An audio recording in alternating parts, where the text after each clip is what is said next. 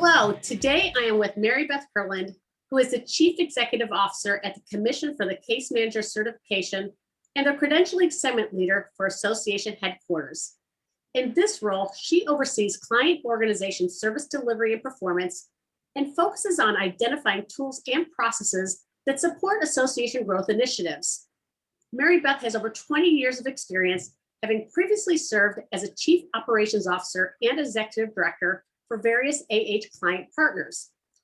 I have asked MaryBeth to join me today to speak about data-driven decision-making. MaryBeth, thank you so much for joining us today. Thanks, Tricia. It's great to be here. So let's just start with the basics. How would you describe data-driven decision-making? So when I think about data-driven decision-making, I really think about it as a process of using metrics and maybe key performance indicators, as well as data collected by an organization to help inform their decisions. Okay, great definition. So yeah, and oftentimes we use data-driven decision-making as a term, but not everybody understands what it means. So I appreciate you providing that context for us. So when we think about that, how do you use data-driven decision-making in your work with the Commission for Case Manager Certification? So data-driven decision-making has really been a critical component of the Commission's growth over the past 10 years. Our data helps really to tell our story. It's really informed the Commission's decisions and have enabled us to grow as an organization. For example, we have multiple data points that we collect information for the Commission through, including both primary and secondary data sources. Primary data collection really occurs through the process of when somebody either applies to take the exam, they take the exam itself, or also when they recertify through the application process for recertification. Our customers also have profiles that they actually update, and we collect demographic information about our customers and our certificates. And we also collect information about their purchases or registration at our events with regards to things that are outside of certification that we do for the Commission. And all of that information combined along with the job task analysis that we do every 5 years to inform the exam regarding the roles and function and knowledge areas of our certificates, put together a great profile of information for our customers that allows us to really make good decisions about how we communicate product development or even significant shifts in the industry that help us to inform maybe education offerings that we put together for the Commission. So it sounds like, yeah, your organization is like a lot of organizations. You're constantly collecting different types of data that's going to be helpful for you, like you said, to make decisions, use that to think about the products and services that you're offering. So when we think about how you're using that data and using data-driven decision-making, do you feel that that's really embedded in the culture at CCMC? Is that just part of who the organization is?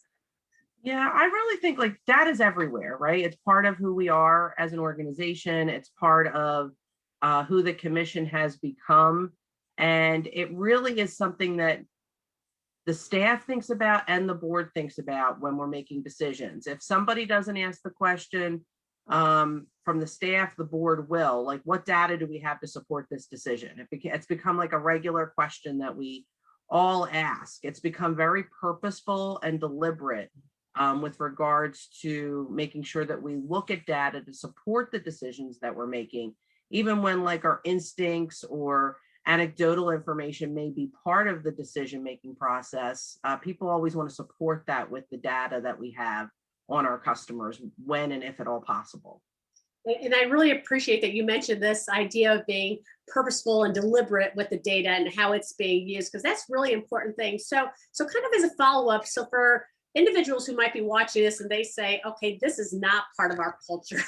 We aren't doing it. We collect the data and I don't know what's being done with it. So, what advice would you give to leaders who want to try to gain buy-in from others in the organization to use data-driven decision-making? How might they go about doing that?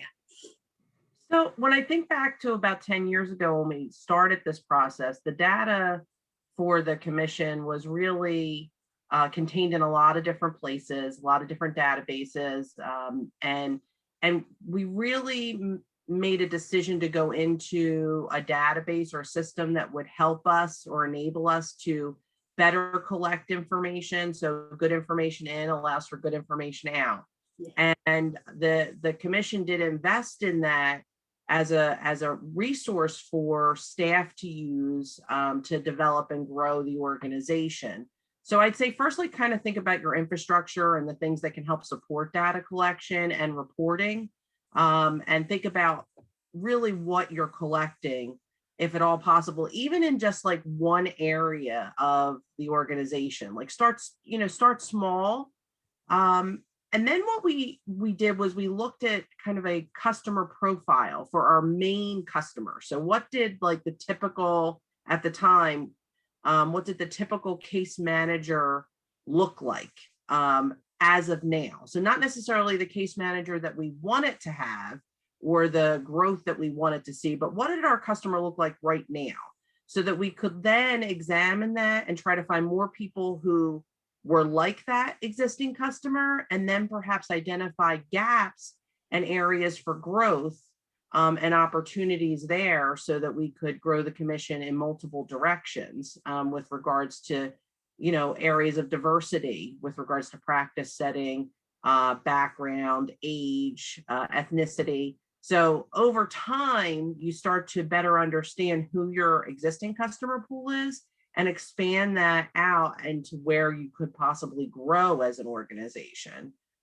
So I would say start small and then build on those building blocks so that you can expand your data collection and start to look at other areas of maybe less purposeful data that you may have on hand. I think sometimes we talked about like digital exhaust, like so other areas that maybe your organization has with regards to data that you don't often think of, whether it's access to information on social media or maybe data analytics from your website, and start to build slowly, not just a profile of your customer, but a profile of your organization and how it is viewed in the public. Yeah, and that's really great advice, because I think you don't want folks just to say, okay, this is a new approach to how we're going to work and we're just going to go in big. That, like you said, just maybe focus on one piece of it and go in and get used to the process and really think about how you're going to do that.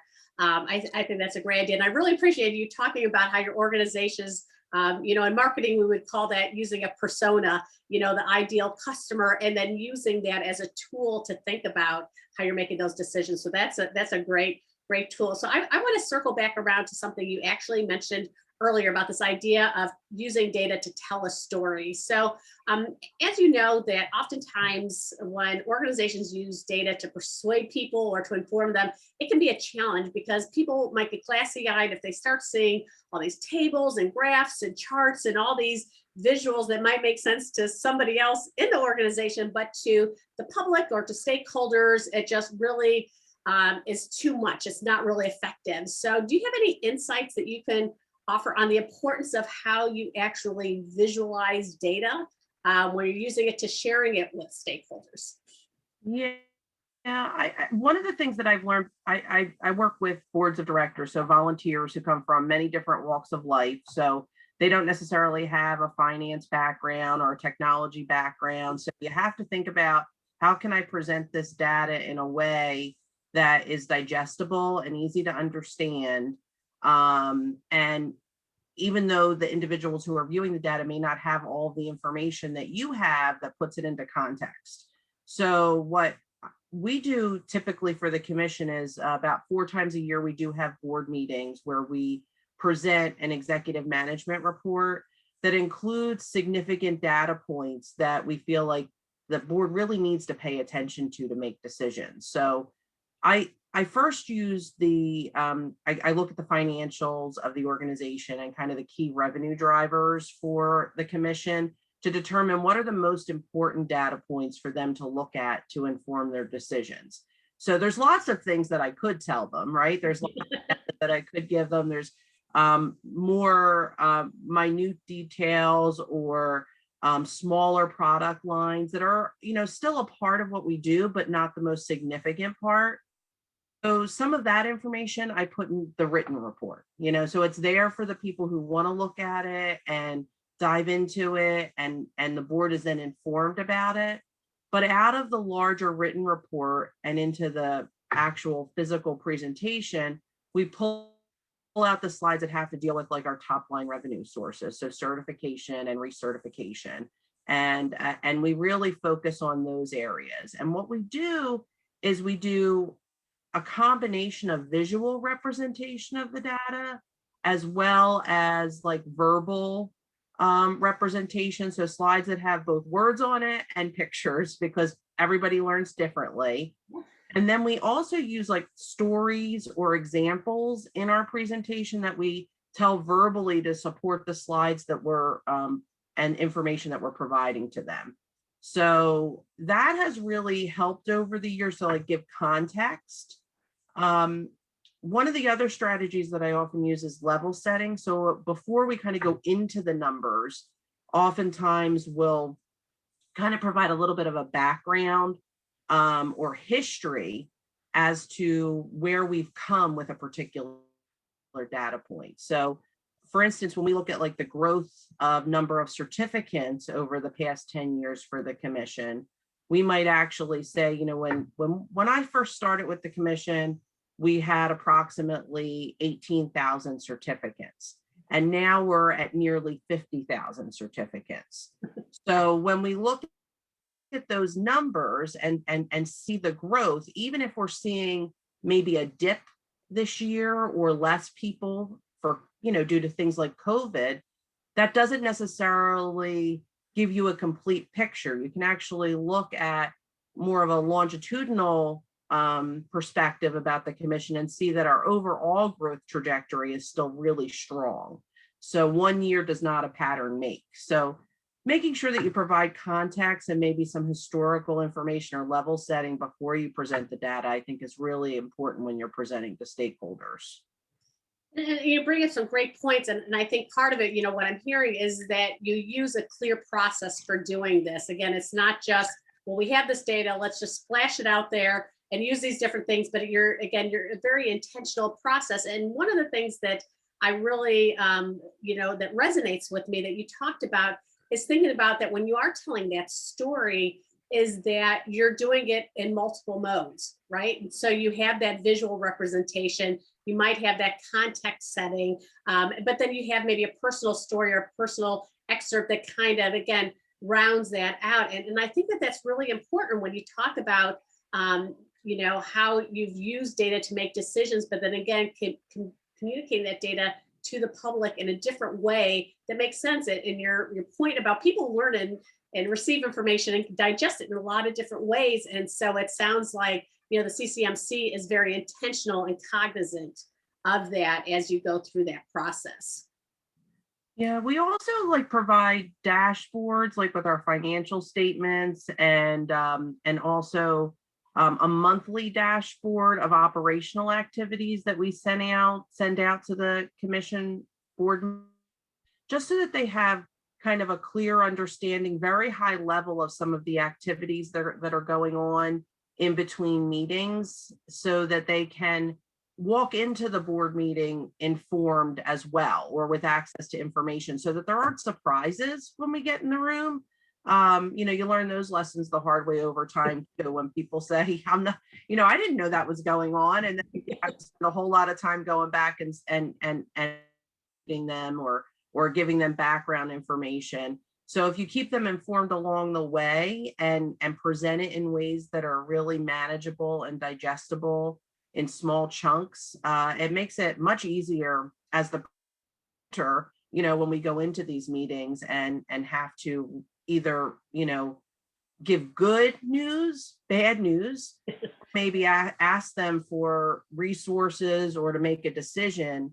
And, that's based on one of our recommendations. They already have some of the backdrop before we even get there, if we do that in between. That's fantastic. Great examples that you're sharing here. So just one final question before we wrap up. So, if folks were sitting there thinking, okay, now I really need my organization to get into data-driven decision-making, or we really need to hone in on telling our story with data, is there any advice that you'd want to share with leaders on either one or both of those topics so they can, use this to their advantage to help their organizations or to tell their story about their organizations and their accomplishments? Well, I think understanding and looking at the data that you have, like really looking at what is already available to you as an organization and as a leader of that organization, so that you can really cull that information and develop it so that you can use it to tell your organization's story. I think data can be used as a way to encourage your board or your stakeholders to continually invest in your organization, improvement in products and services, or even new technology to support continued growth.